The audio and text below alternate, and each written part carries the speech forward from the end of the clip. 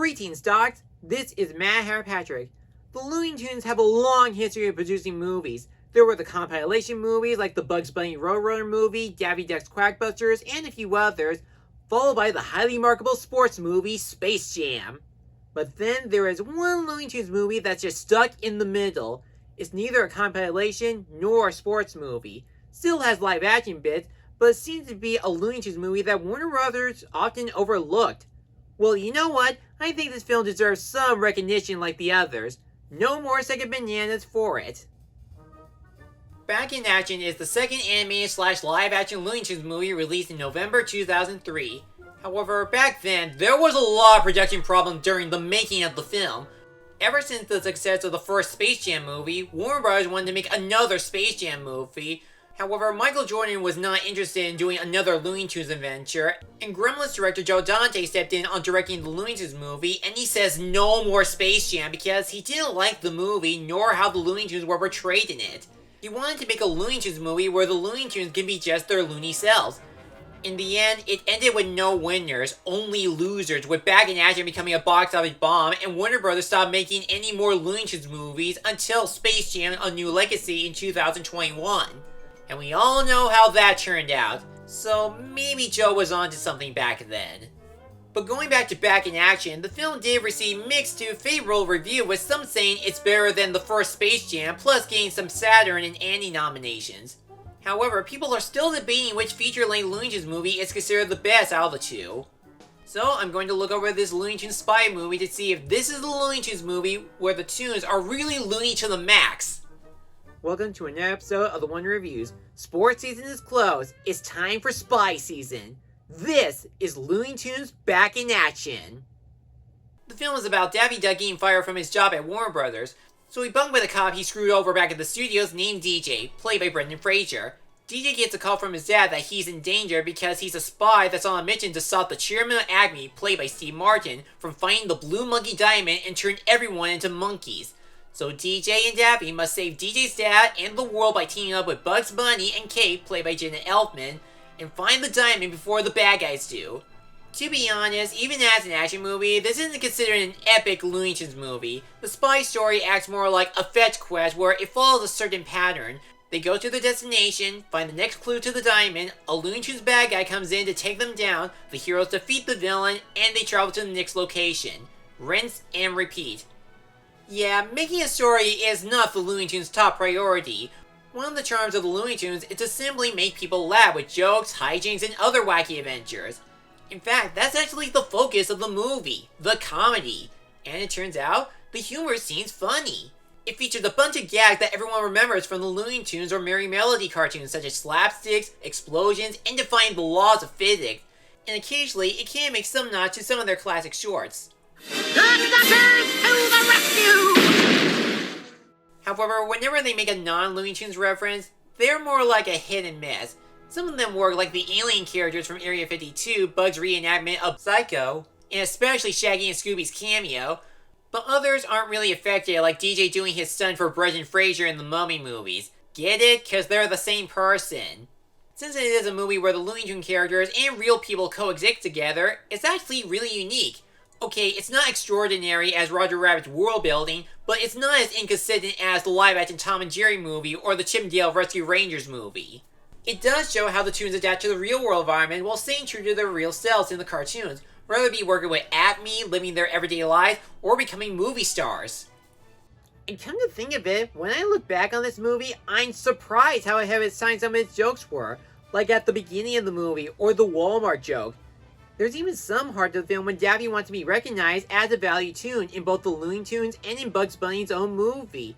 It not only shows why they make such a great dynamic duo, but to remind us why we continuously watch the Looney Tunes to this day. When they say the Looney Tunes are back in action, they really weren't kidding. Since Joe Dante had a goal on portraying the tunes as they were in the cartoons, the characters we remember are still the lovable jokers that bring a lot of charm. Some of them are considered three-dimensional. First, there's Daffy Duck. His role in the movie is that he's the greedy slob that has a rivalry towards Bugs Bunny, but he can still present his mischievous behavior to torment others. However, he actually has a bigger role in this. He's sick and tired of being the butt of the joke and getting overshadowed by Bugs, and he wants to be given a chance at the spotlight or gain some equal building with him. The same thing can be said about Bugs. He's the beloved celebrity that always outsmarts his enemies and gets all the fame and fortune. But ever since Daffy got fired, he's the only one that believes firing him was a huge mistake. While Bugs Bunny has everything he can ever dream of, he knows Daffy's the one that glues the comedy on both their cartoons, either as rivals or friends. But then there are the human characters, which, yeah, I didn't really care much about them. Some of the acting is okay, but it just feels like the characters they're playing belong in another movie instead of a Looney Tunes movie. DJ is the former cop slash stuntman in training that's trying to rescue his dad. Kate is the vice president of comedy whose role is just to be the love interest. And everyone else like Damian Drake, Dusty Tails, Mother, and Mr. Smith are there to either help the good guys or the bad guys. The only character that feels like a human character inside a Looney Tunes movie is the chairman of Acme. He's just so silly in how much he expressed his desire for world domination and defeating the heroes, and Steve Martin really had a fun time playing this live-action cartoony villain. And we must locate the diamond and use its powers for our own diabolical ends. For the rest of the characters like the Looney Tunes, they actually make the most out of appearing in the movie. Even some of the backgrounds can have their moments. But the main ones supply a bunch of enjoyment during the hero's travel and supply some world building, like Yosemite Sam is the owner of his own casino, Wile E. Coyote is an Acme operative, Granny, Sylvester, and Tweety are DJ's lovely neighbors, and the others like Marvin the Martian, Elmer Fudd, and the Tasmanian Devil bring both the humor and obstacles to stop the boy, girl, duck, and rabbit. While I love to see the Looney Tunes in their cartoony selves, the visuals are really nice to look at on both the animation and production. With the cartoon designs, they did a great job animating the tunes in their hand-drawn appearance, and in this film, they now have more lighting to signify the cinematic feature. But the best moments in the Looney Tunes cartoons and movies are the cartoony animation where they display crazy movements like squash and stretch, over-the-top expressions, and visual gags to make the jokes funny.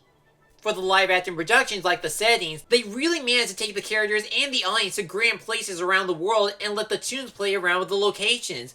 Even the cinematography is pretty good. There's the Warner Brothers studio where DJ chases after Daphne around the movie lot. Las Vegas displays a lot of neon building with Sam Casino as a western nightclub. And Africa has a jungle environment with a monkey-themed ancient temple. Another moment that's creative is when the characters enter Area 52, featuring a bunch of bizarre aliens in pop culture science fiction like Robbie the Robot Monster, and the Daleks from Doctor Who. Aside from the Bugs Bunny cartoon at the beginning of the movie, there isn't a lot of animated backgrounds like in Space Jam. But there is one moment where the animation really shines, and that is the Louvre in Paris, showing out a bunch of designs when there were Bugs, Daffy, and Elmer enter the painting and receive a caricature design based on the respective works. Waiting, please. But when it comes to the tunes blending into the real world, it's pretty decent. I wouldn't go as far as say it's at the levels of Who Framed Roger Rabbit's believability. I can totally see Bugs and Daffy interacting with the live-action environments. But it is noticeable that it's subpar, and some of the real-world and cartoon interactions don't often feel real enough, like whenever DJ grabs hold of Daffy, or when Bugs hides inside an armored knight.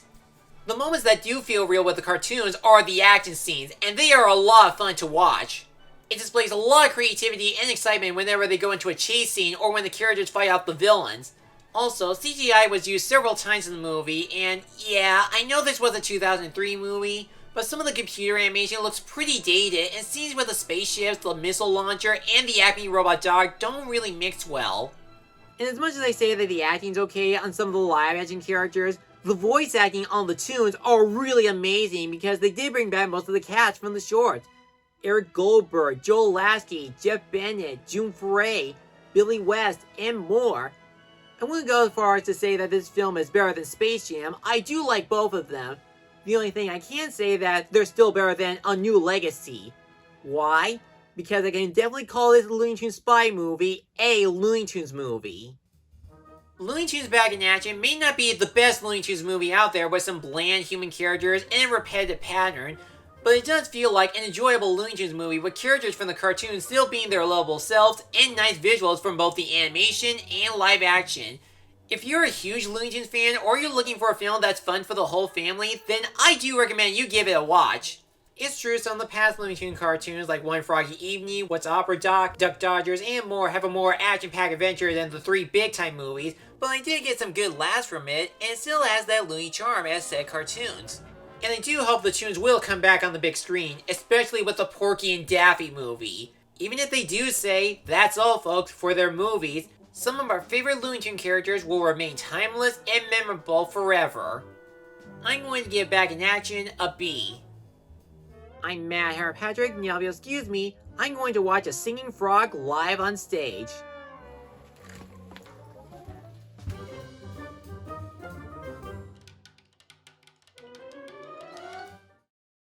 Thanks for watching this video. If you enjoyed this, check out these other videos, or feel free to like, comment, and subscribe for more upcoming reviews and other projects. I'll see you soon.